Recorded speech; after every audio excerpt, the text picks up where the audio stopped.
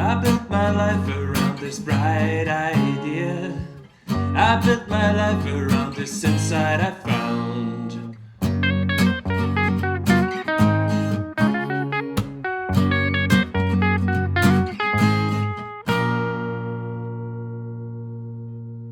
Hello and be welcome to another episode of Let's Develop Bright Ideas.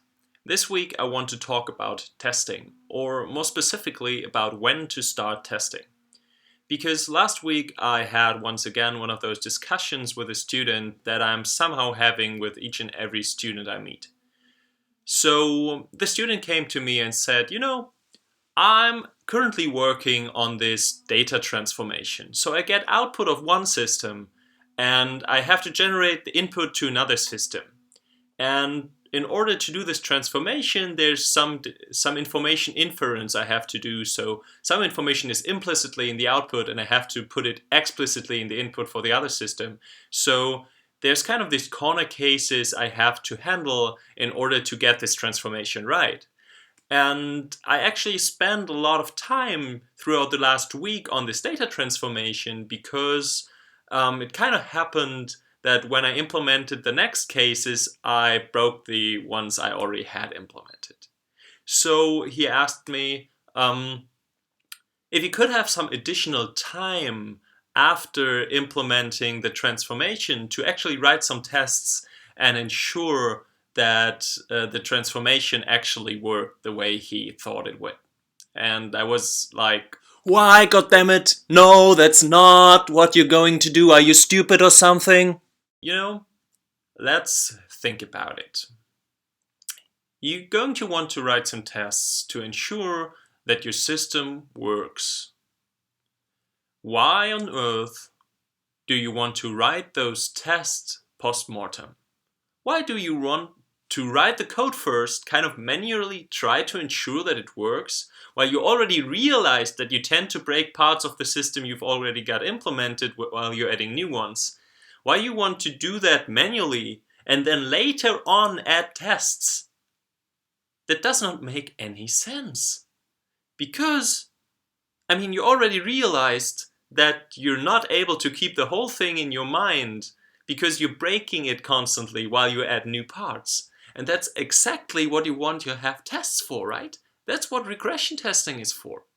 I don't want to advocate TDD here in this video. It's just about a sensible point where everybody should realize he should start testing. And that is when he realizes he's breaking parts of the system he already got working previously because he's adding new parts and the system is too complex for him to keep everything in his mind. Right? This seems like the most sensible thing to do. Whenever I can't keep it in my mind, I kind of write it down and make it automatically checkable so that I push a button and it tells me, oh, damn it, you made something wrong. You broke it. So that I can roll back and then continue thinking about how I can get both cases to work. Because then I can even look at the cases, the previous cases I broke and the new case and see where the problem or the conflict is. Which I can't do if the system is too complex to keep it all in mind and I'm too proud or whatever to write down this damn test cases. So please, please, please, whenever you are in such a situation, write the tests first. Ensure that the stuff works that you have, then continue on writing new test cases because it should then even be easy to add new test cases because you have the infrastructure there. And then you can keep working and be sure that everything works. So the thing I'm really wondering about is why this is so damn difficult. Because it seems logical, right? But I'm pretty sure that it took me as well quite some time to actually grasp this idea and to automatically jump to writing tests whenever I realize I'm in such a situation. The thing I don't know and I don't really have an idea about is why this is the case. Is this part of our education as developers? Is this part of the experience we have to go through in order to grasp this profound truth? Or is it just something that nobody ever tells us? I'm not really sure why developers have this kind of problem, and it seems like many developers have this problem. So what I want to do is ask you guys, do you have experiences with testing? Do you jump to tests whenever you realize that you're in a situation where you actually tend to break the system that was already working before? Or do you ignore test cases? Do you know about other people and how they're doing it? Do you have an idea of why you don't go to test cases? Have you alternatives to test cases, maybe even?